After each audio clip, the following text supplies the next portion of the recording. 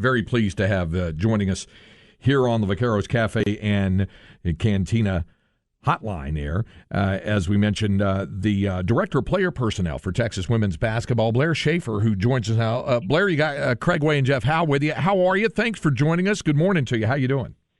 I'm great. How are you guys? Great to have you with us, Blair. First and foremost, I've asked the other members of the basketball staff about this, so I put it to you as well. I hear from them that of all of the members of the staff, the coaching staff, and that of all the members of your dad's staff, that clearly and easily you apparently have adjusted more rapidly and more easily transitioned into being able to make the move over here to the greater Austin area from Starkville than anybody else. Is that true? I don't know about easier. It just kind of fell into my lap, to be honest, just helping everybody out with the transition, with everything going on here in Starkville. I'm always around my family, and I've been enjoying time with them during the quarantine that's been going on. And so I think accessibility-wise, I've just been able to communicate with my dad and back and forth with the staff and back and forth with administration from Texas. And so just trying to make sure that everybody's good.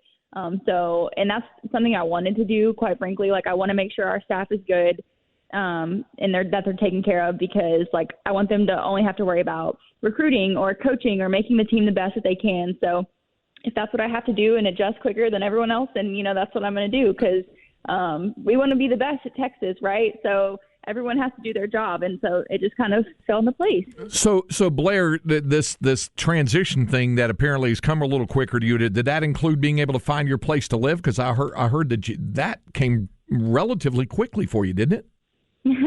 Yes, it did. I was super fortunate to find a really, really nice place, like 2 miles from work, 1 mile from the river, 1 mile from downtown, like really good location. It wasn't necessarily on the market, but people within the university gave me this realtor's number, and he's been great. And so, yeah, I was able to find a place, and I moved down there next week. Blair, when you talk about, just the aspect of player personnel and everything that goes into that, whether you're talking about, and it all, goes back to roster construction, but whether you're talking about evaluating the current roster, how much, what scholarships need to be allocated to maybe transfers or graduate transfers, and future recruiting and how many scholarships you allocate that. When you get into a new job, and I'm sure a lot of this is being done on the fly, where does that process begin? I feel like for me, I have really just taken things as they come, especially as soon as my dad took the job.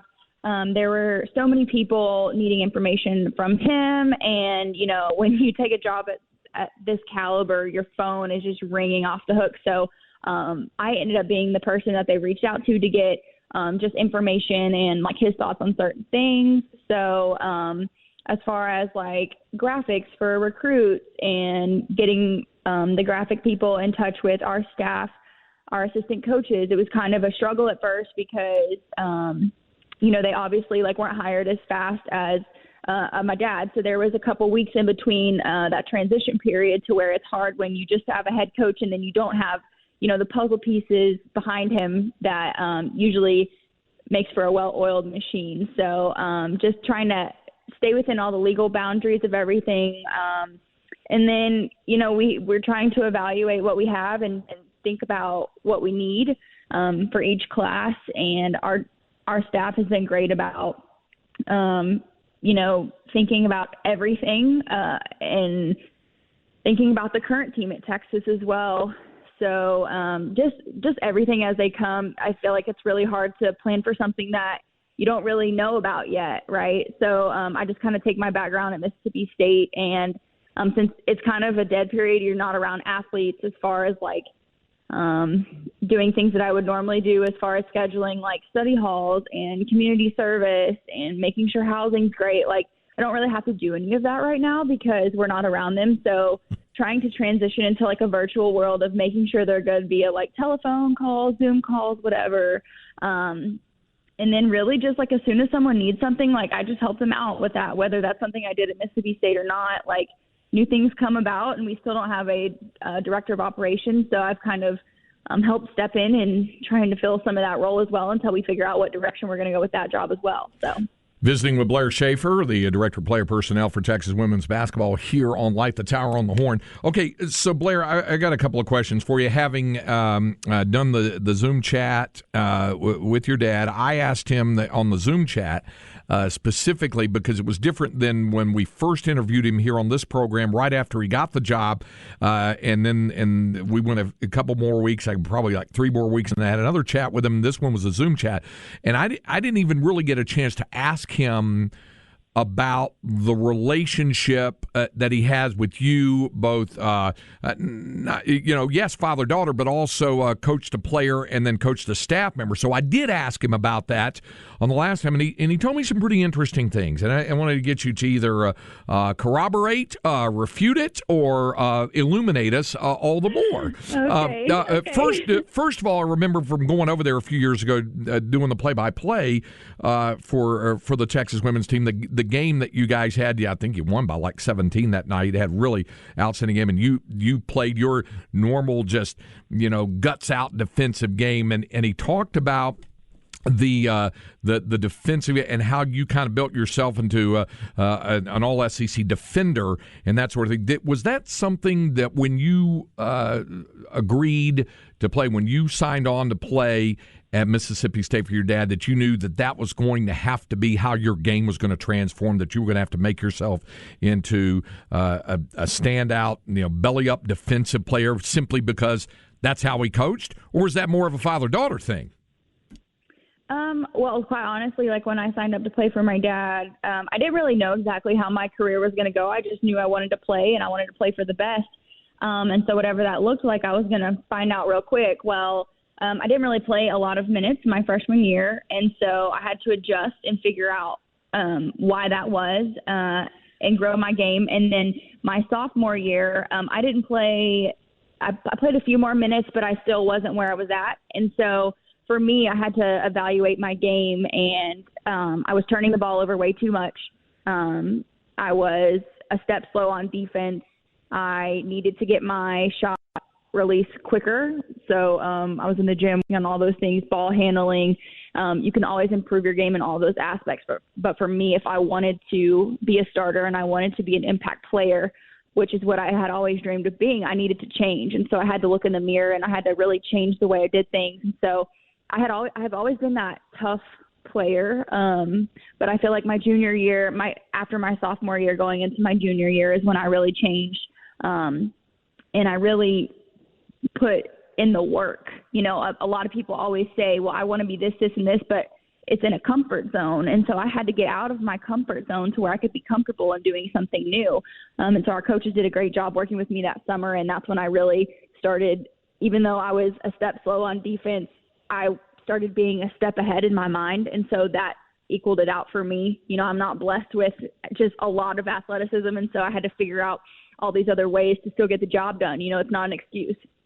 So I worked on that. And then obviously it's not just me that is a step slow, but I was worse than the others. And I knew that the way that we played defense, you want to get up into someone's face and you want to pressure them for 40 minutes. And so sometimes when you do that, you're going to get beat off the bounce. And so for me, I wanted to make sure that my teammates knew that I always had their back. So that's kind of where my help side defense came into play. And when you finally have that trust in somebody on your team that that Blair's going to be in the lane every time, it kind of allows you to play harder on the ball. So that's how I feel like we were so good my junior and senior year, because we all had trust in each other. We all knew what our jobs were and we executed. So if something so simple was my job as to stand in the lane and make sure that I was there to take a charge for my teammates so that we could, get a possession and have a personal foul and a team foul on the other team, then that's what I was going to do. So I feel like we just kind of came together as a team and figured out what needed to be done. And everybody really stepped up and filled that role. And so for me, that's what I did. And I knew my dad kind of, if he has a philosophy, then our team has to buy in, right? And so for me, that was part of me buying in, was being that tough, physical, aggressive basketball player, regardless of the athleticism that I had or didn't have. Okay, so now the more important question, and I asked him this.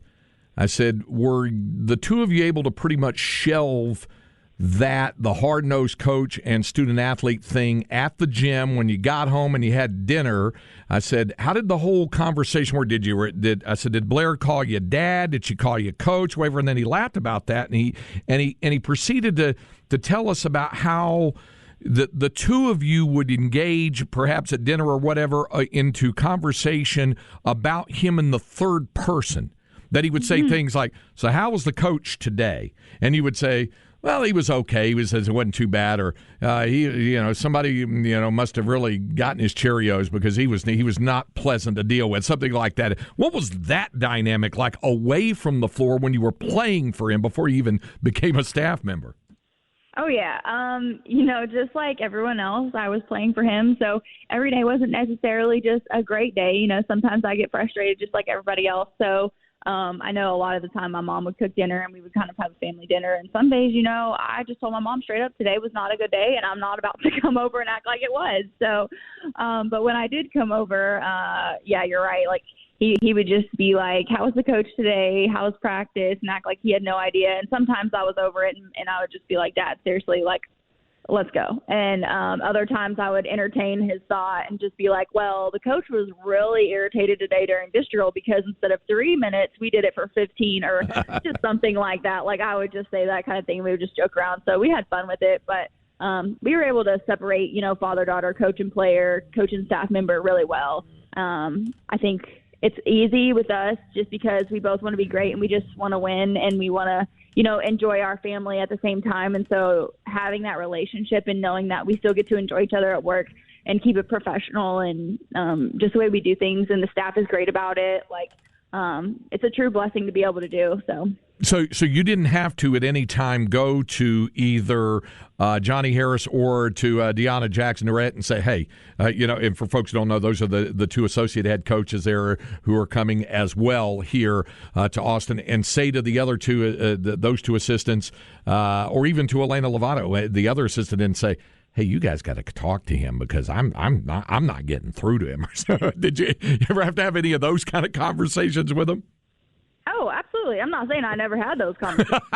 Teamwork makes the dream work, right? So, like, sometimes I'll have to go to them and just be like, this ain't working, or he's not getting to this player because of X, Y, and Z, or what do you think about this? Like, I think always picking the brain of our staff and having that close-knit connection was and still is, like, a key to making a team function, right? Like, sometimes my dad has even said it, you can't see everything in a game, you can't see everything in a practice, and so having a team and a staff that is always aware of everything going on and can pay attention to so many things, I think it's really important to engage, like, their thought processes on some stuff. And so, they were a huge help for me, just understanding my position, him being my dad, but also me wanting to succeed and play for, a really, really good coach. So they helped bridge the gap on a lot of things. If I ever needed anything, they were always there. So, Blair, how much of your role would you say is kind of being a sounding board for the players, just from the standpoint of, not just with your experience of having played for your dad and understanding kind of how everything is supposed to work and what he's looking for, but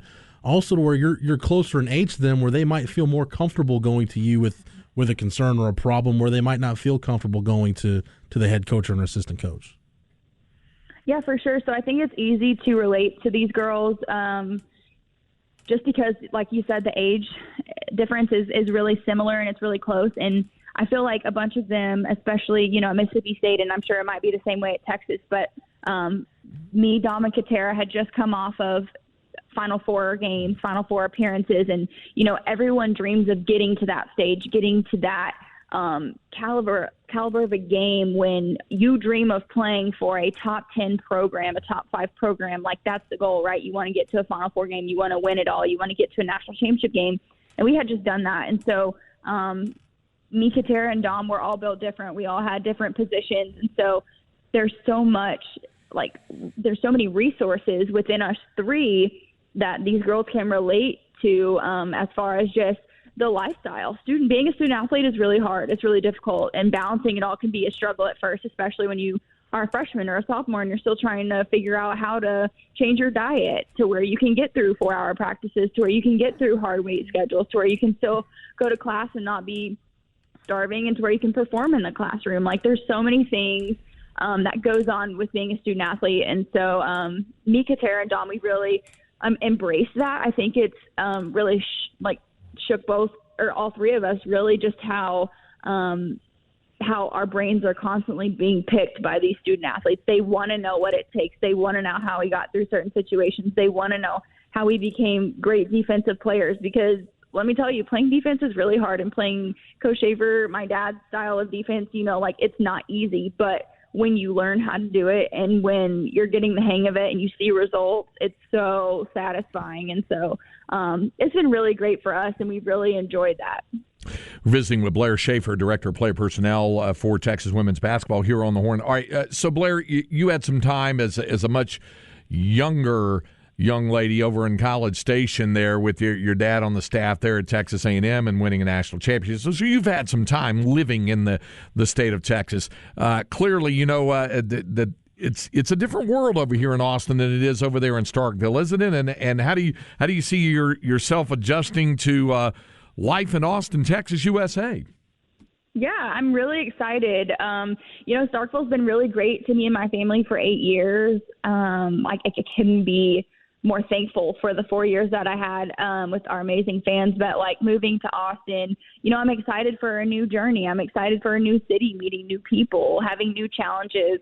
I feel like that's a part of growth, and I'm ready for that next step. And so I know that so far, all the people at Texas and within the university, they've been such a great help and such positive people, and just letting me know if I need anything, they're there. And so I'm ready to get there. I'm ready for this new chapter. And I just know that the team, they're awaiting our staff as well. So everyone can't wait to get together. But I'm just really excited about transitioning to Austin, and I feel like it won't be a problem at all. We're looking forward to meeting you when you get over here. Blair, thanks so much for the time. We appreciate it, and looking forward to working with you as well. Look forward to seeing you when you get here in Austin. Thanks for joining us this morning. Yeah, no problem. Thank you. All right, that's Blair Schaefer, the Director of Player Personnel for Texas women's basketball.